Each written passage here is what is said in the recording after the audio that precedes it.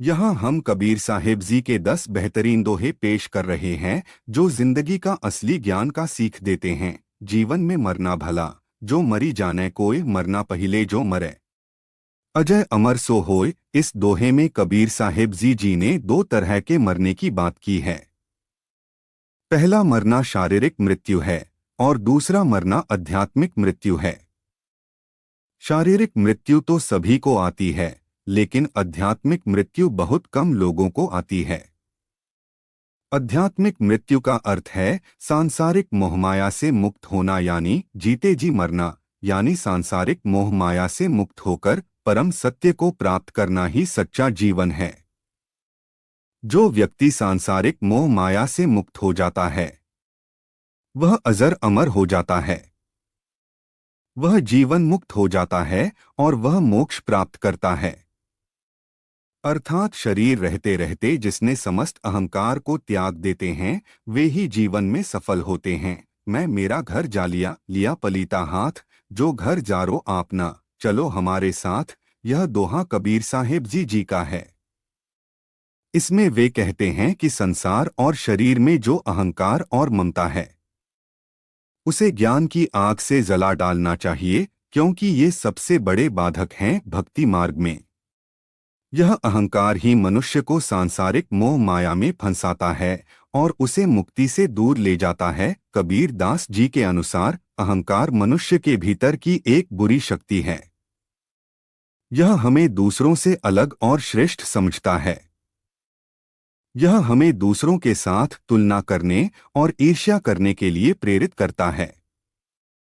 यह हमें सांसारिक वस्तुओं और सुखों के प्रति मोहित करता है। ममता भी एक प्रकार का अहंकार है। यह हमें अपने प्रियजनों से बहुत अधिक लगाव पैदा करती है और यह हमें उनसे अलग होने के डर का अनुभव कराती है। यह हमें उनके लिए कुछ भी करने को तैयार कर देती है, भले ही वह गलत हो।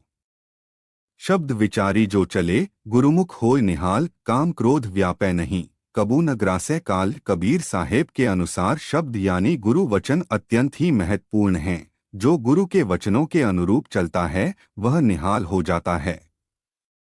गुरु के वचनों का पालन करके व्यक्ति भक्ति को प्राप्त करता है। उसके हृदय में काम क्रोध कभी पैदा नहीं होते हैं और वह कभी भी काल का ग्रास अर्थात निवाला नहीं बनता है। जब लग आश शरीर की, मृतक हुआ न जाए, काया माया मन तजय, चौड़े रहा बजाए। इस दोहे में संत कबीरदास जी हमें मन के बारे में एक महत्वपूर्ण शिक्षा देते हैं।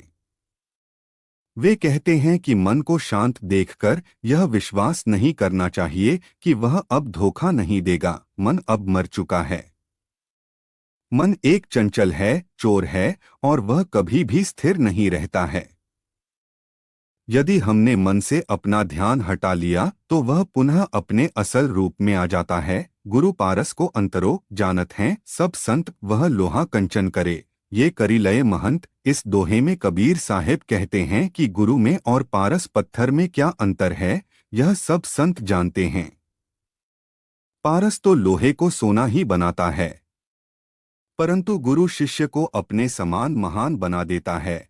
यदि हमारी जानकारी अच्छी लगी हो तो हमारे इस चैनल को सब्सक्राइब जरूर कर दीजिएगा। वीडियो देखने के लिए आपका दिल से धन्यवाद।